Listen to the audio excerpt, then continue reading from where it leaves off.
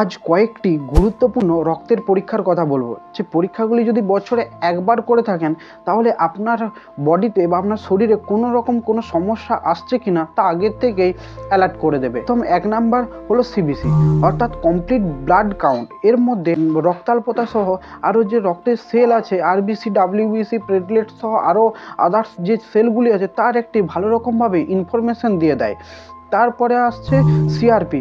এই সিআরপি যদি এই রিপোর্টটি করেন তাহলে বডিতে কোনো জায়গায় কোনো রকম যদি কোনো ইনফেকশন চলে তাহলে এর একটি ক্লিয়ার ধারণা এই রিপোর্টটার থেকে পাওয়া যায়। তারপরে আসছে এলএফটি অর্থাৎ লিভার ফাংশন টেস্ট। লিভারের মধ্যে কোনো সমস্যা দেখা দিলে এই টেস্টটি করলে আপনি একটি ইনফরমেশন পেয়ে যাবেন।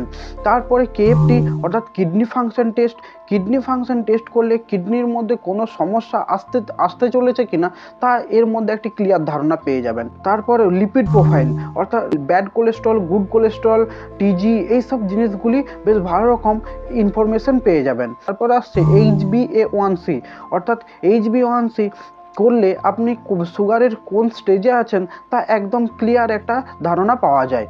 তারপর আরেকটি টেস্ট যেটি প্রস্রাবের ইউরিন আরইএমই। যদি প্রস্রাবে কোনো রকম কোনো সমস্যা থাকে বা কোনো ইনফেকশন থাকে তাহলে এর থেকে এই ইউরিন আরইএমই করলেই তা বুঝতে পেরে যাবেন।